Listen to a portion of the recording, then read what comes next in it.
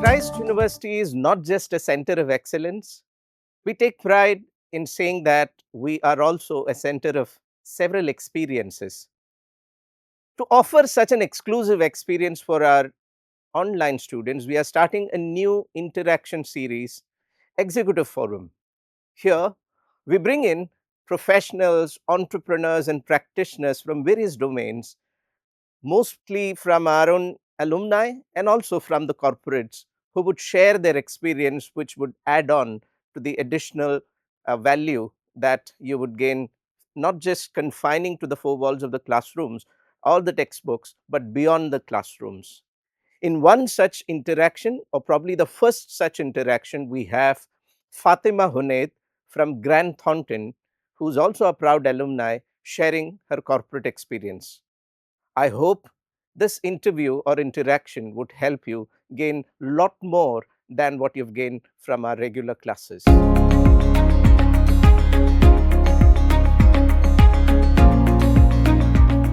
Hello everyone, I am Neeraja Shivakumar from BCom Strategic Finance, and it is truly my pleasure to welcome here Fatema ma'am. We would love to hear more about yourself. Hi everyone. It was truly a delight to be back to campus after more than a couple of decades and see my old professor, who's now Dean, Professor Tommy.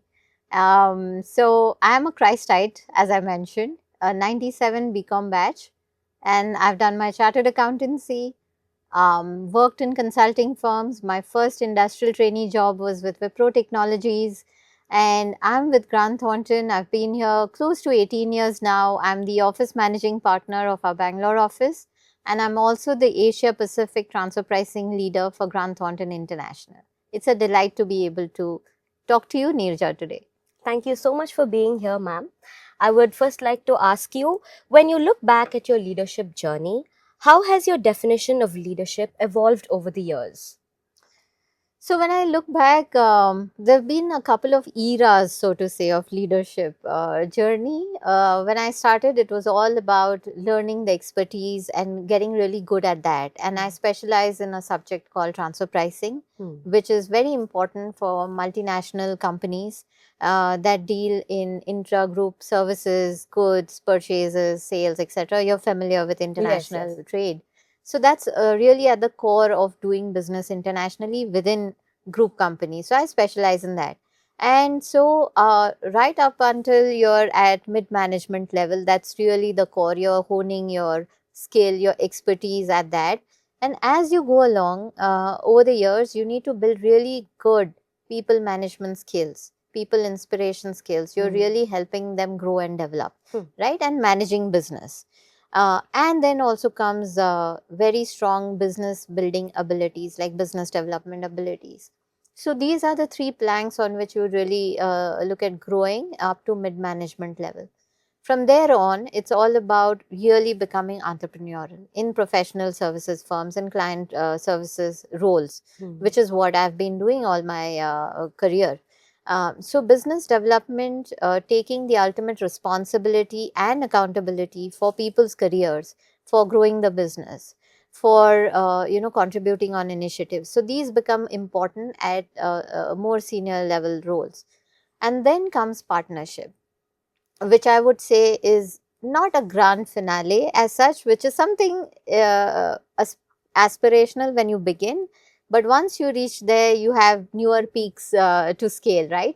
So once you're a partner, you again do a lot more of that, but the responsibility, the integrity, the ethical conduct of business, getting things right.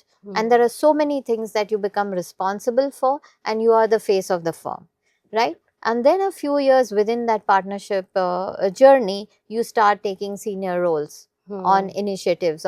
You grow in scale as well as in scope.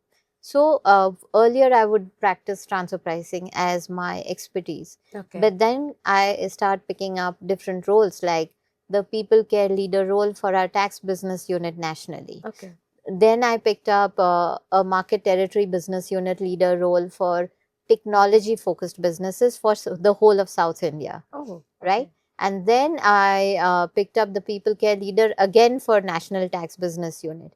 Then I was the transfer pricing competency leader for Pan India level.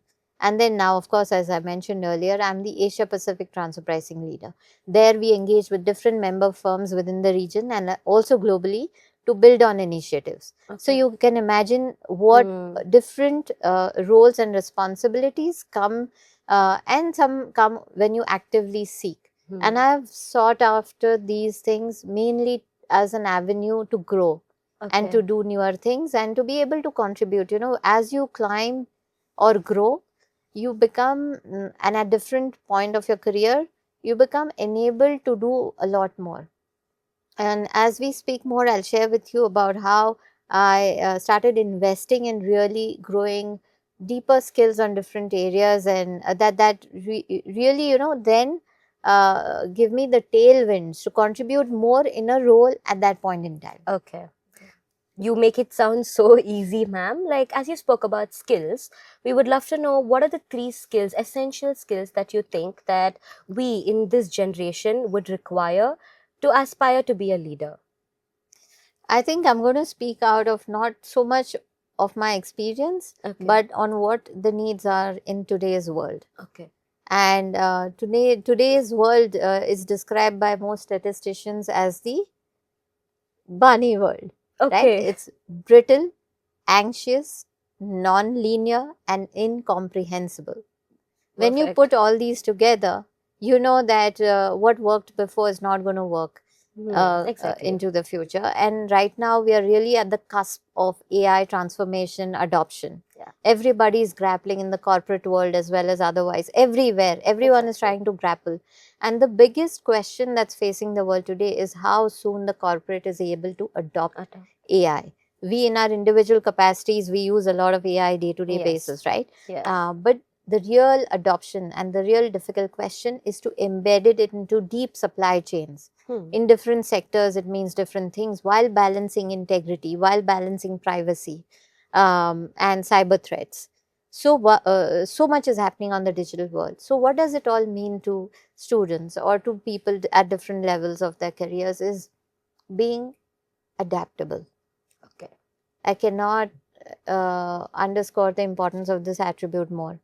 Being adaptable, being resilient. We're not going to get it right the first time or the 100 times that we're going to try, but we got to hang in there and try to keep getting, collecting evidence and just trying to do, learn and do more. So resilience, not never say die approach. You fall, you get up, you fall, you get up, you just keep doing it to get it right. And then I would say, in terms of top 3, would be integrity and empathy.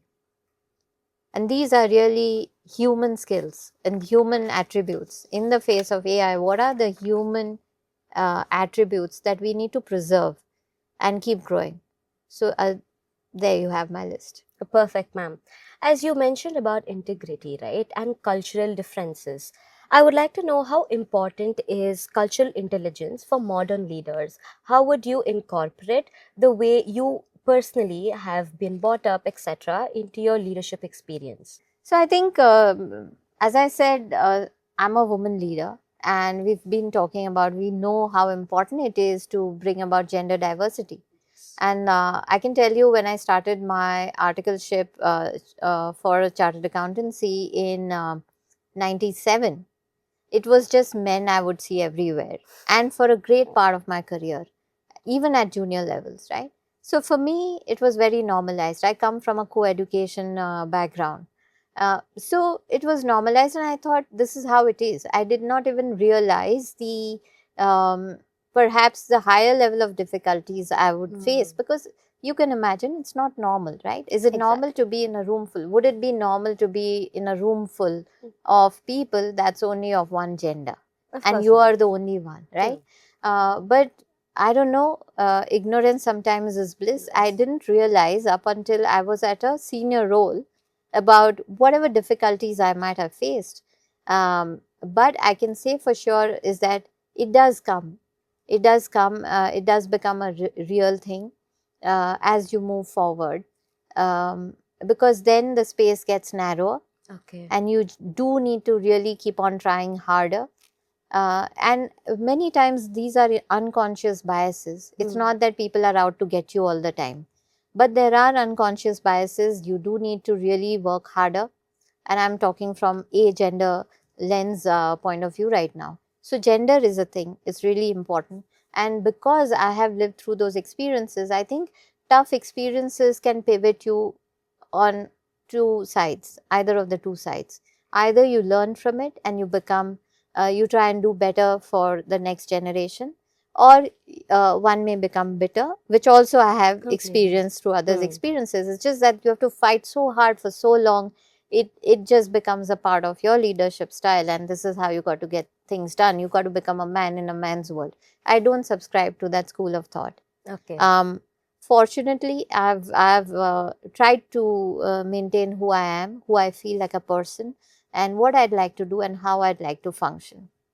And I have a deep sense of empathy, sensitivity, and care for people that I lead.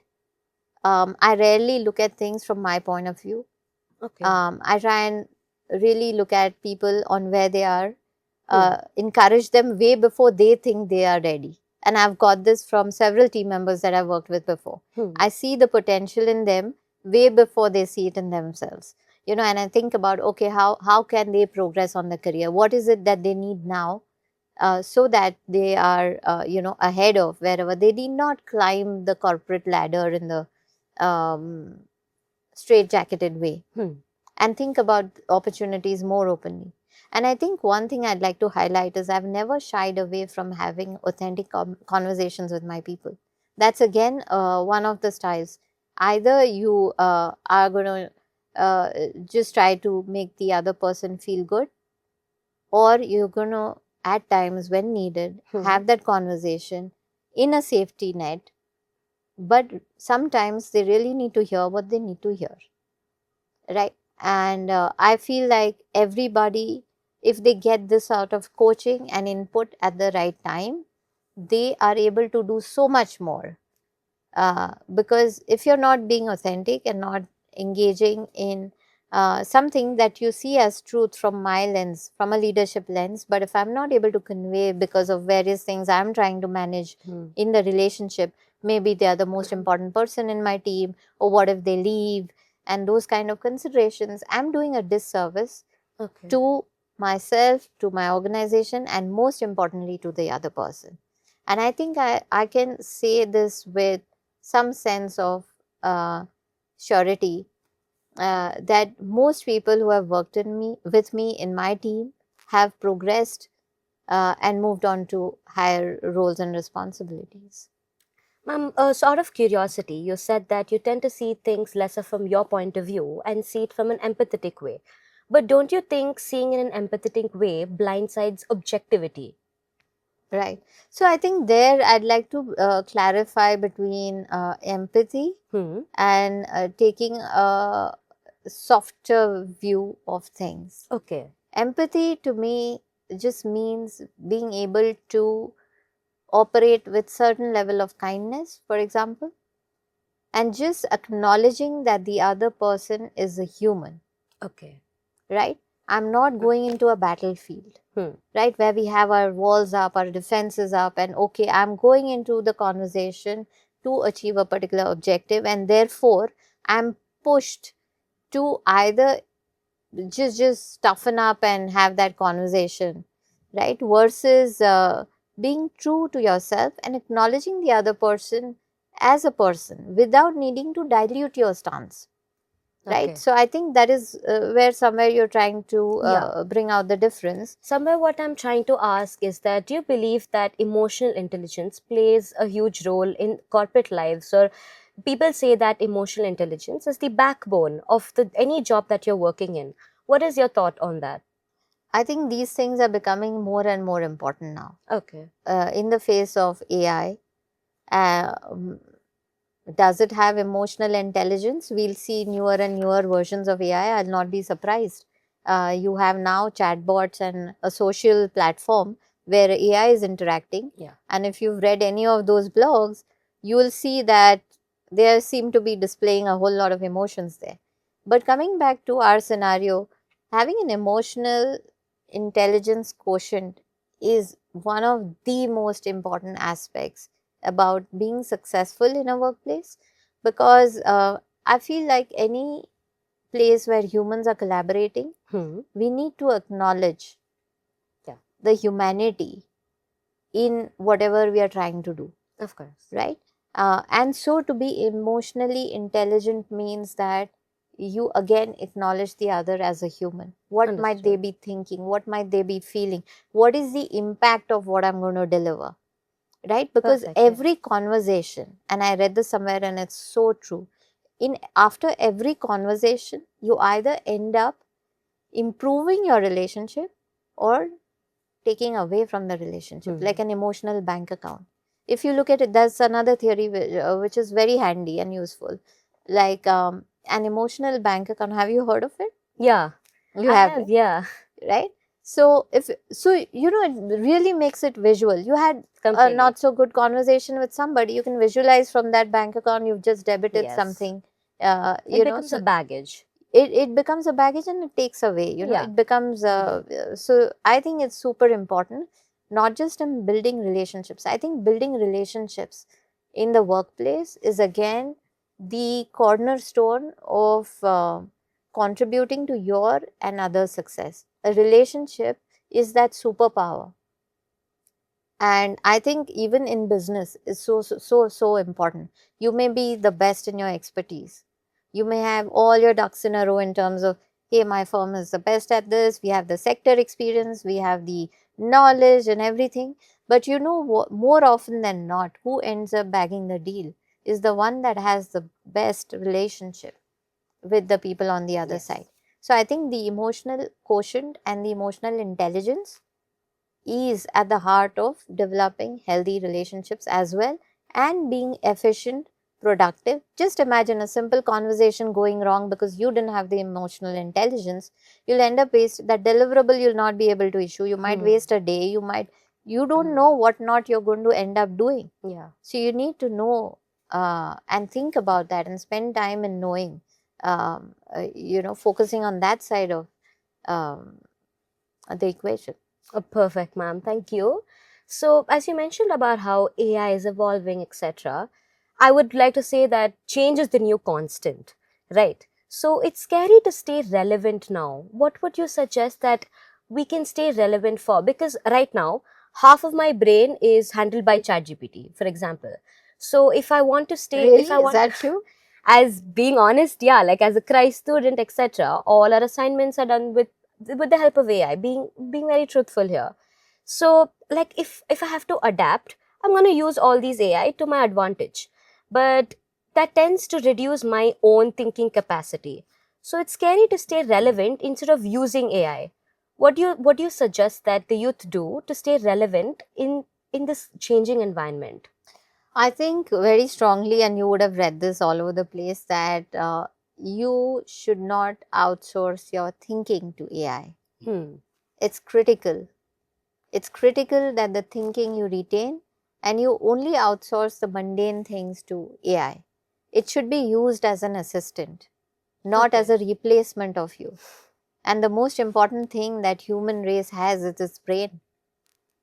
Right? And imagine us outsourcing the thinking to AI is going to definitely, without doubt, dumbify us. Right? So I would highly recommend you and the Christites to not outsource thinking assignments to AI and then proactively identify aspects of your course material that you want to play with, that you want to research on. Right? Use it to do more in less time at times, but not systematically getting the whole thing done. Then maybe they are going to show up at the convocation. Right? So I think that's super important that the thinking element is retained, the research mindset is retained, and the growth mindset is constantly developed. Right? Because what might happen is constant use of these resources could also lead to some fixed ways of working. Whenever we use less of our brain, we fall back in patterns. Completely. And that limits the thinking capacity of our brain.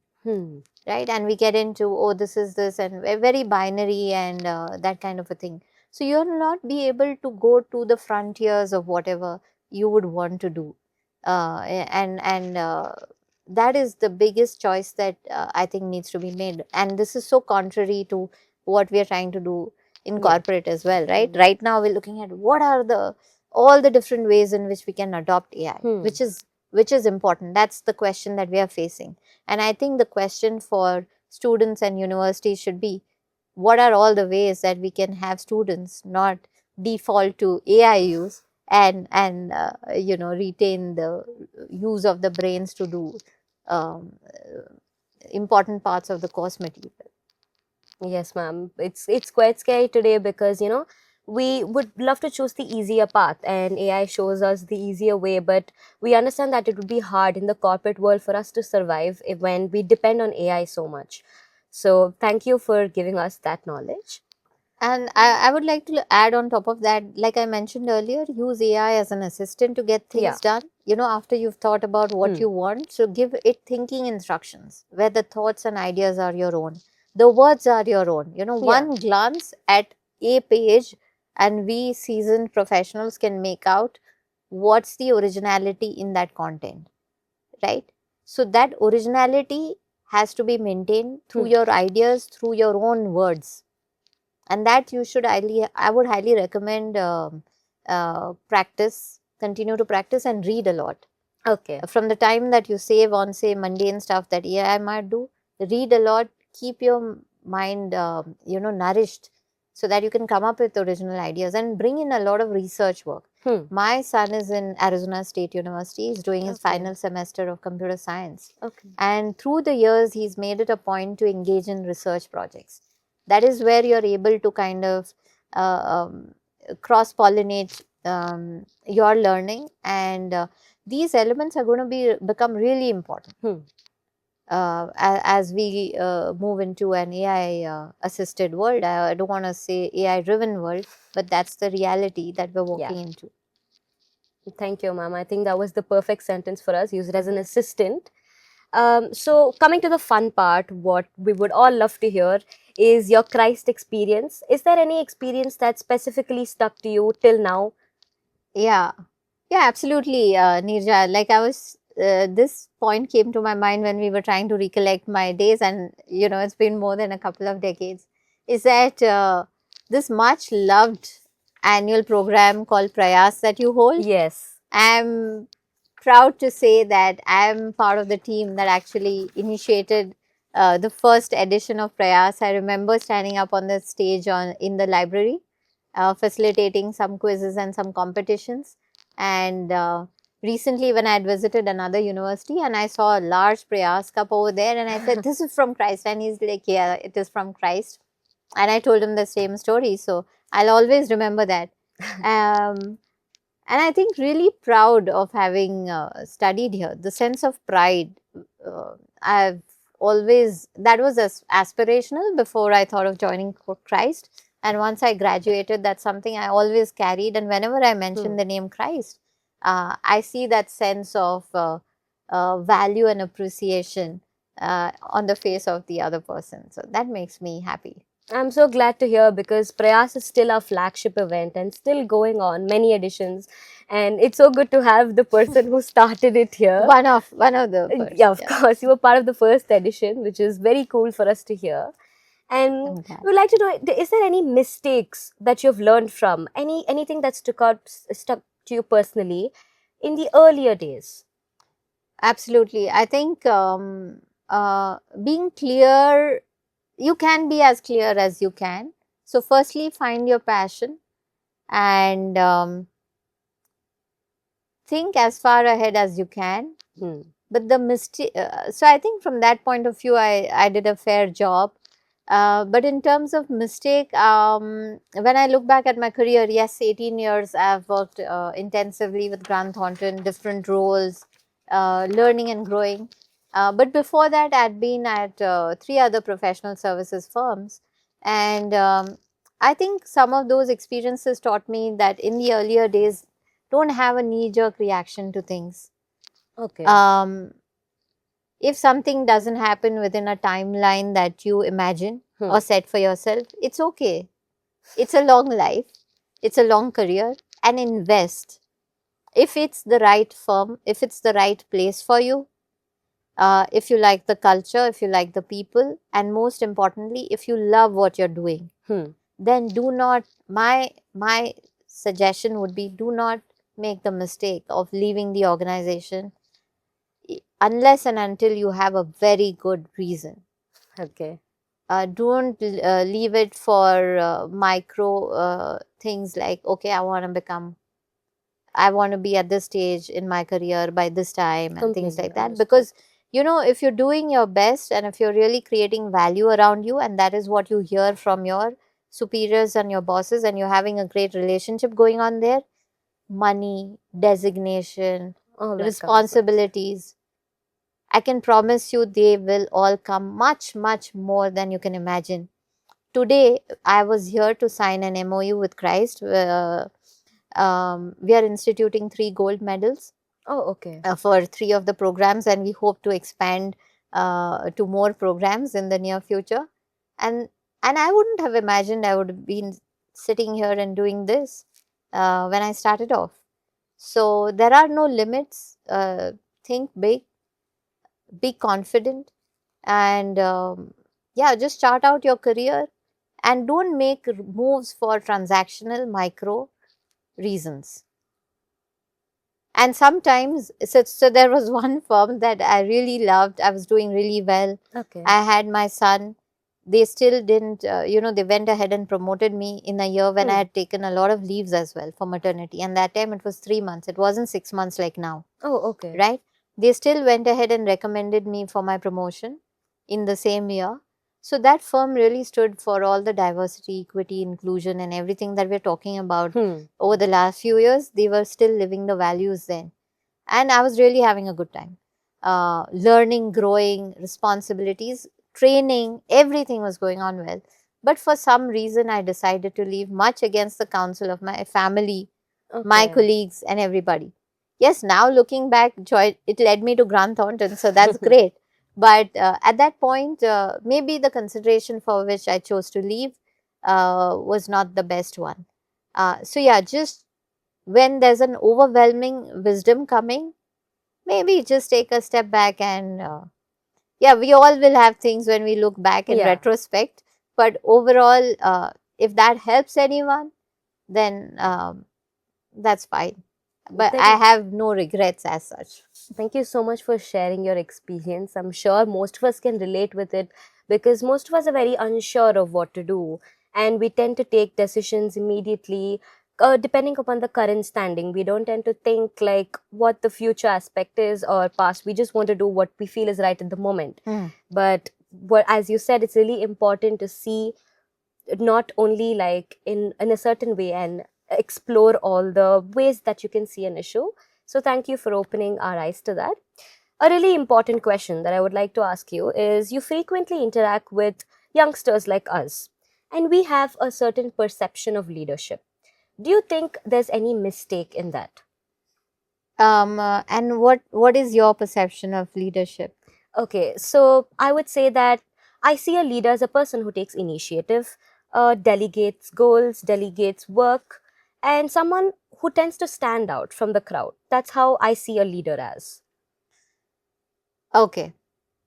So I would like to add a couple of elements to that Okay. perception of leadership, and something which we are really building in our firm in a very strong way as well. And it also aligns with my own personal attribute as as a leader, right? And that's something called a coaching ability. Okay. Right? Rather than before, or in military and other organizations where you typically use as reference for leadership styles, there's something called command and control, where somebody is standing out, they're driving the force, and everybody go in that direction, etc. Yes, for certain elements in terms of vision, mission, purpose, direction, a leader's role is very important in setting that direction.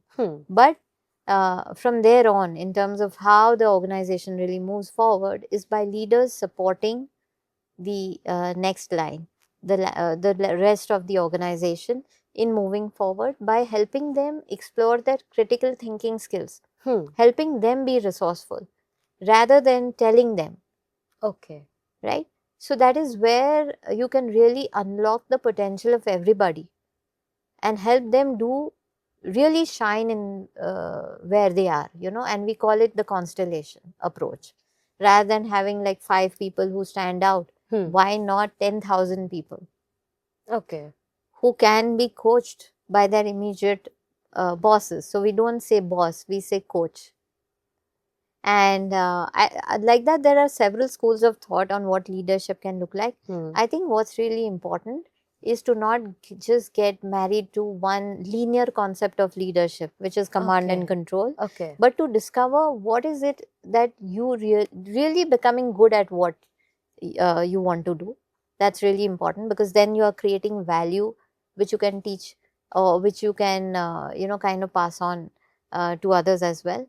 And secondly, to really sit and understand from whoever is allocated to you as a team, what are their aspirations, Okay. what do they love, what is their passion, what do they want to achieve in what time frame, and have a coaching kind of conversation. So from now going forward, if you all can start researching and discovering what can coaching look like, and there are analogies in the sports world, but that's slightly different to coaching in for effectiveness or leadership effectiveness or growth or life skills coaching.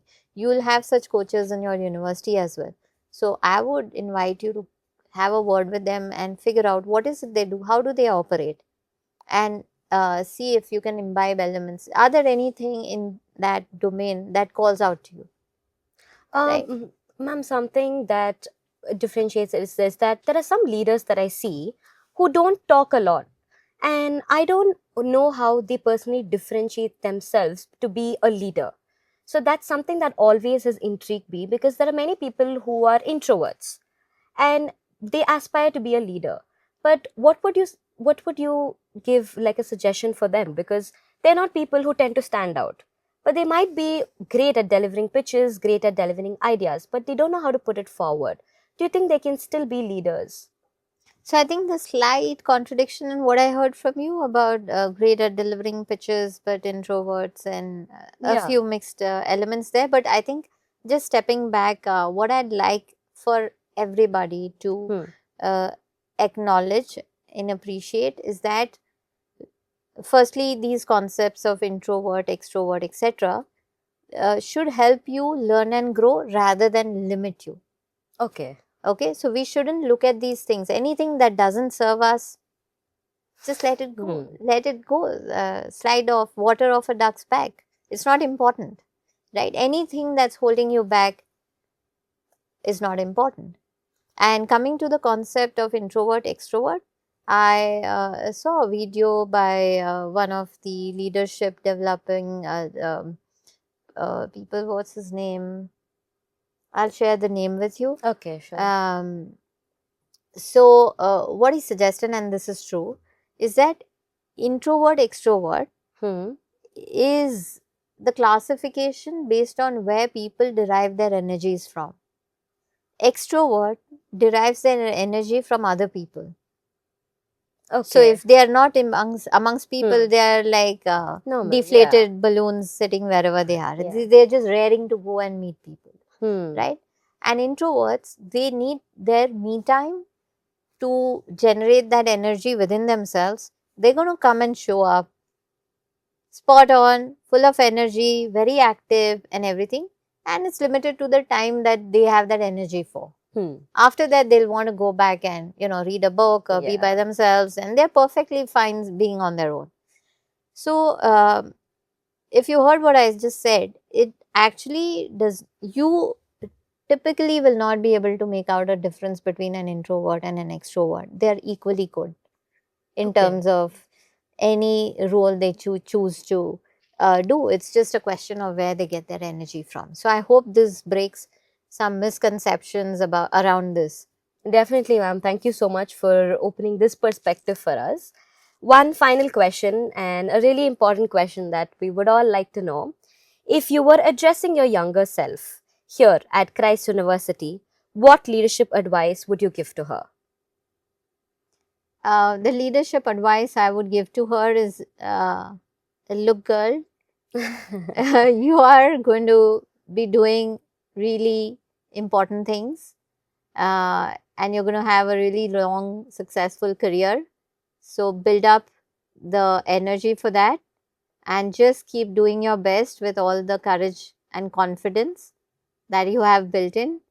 And when you look back, you'll be proud of what you've achieved. Thank you so much, ma'am. Thank you.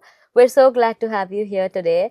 Thank you for taking out the time for us to My pleasure. give us your perspective. Thank you so much. An honor, privilege, and a pleasure.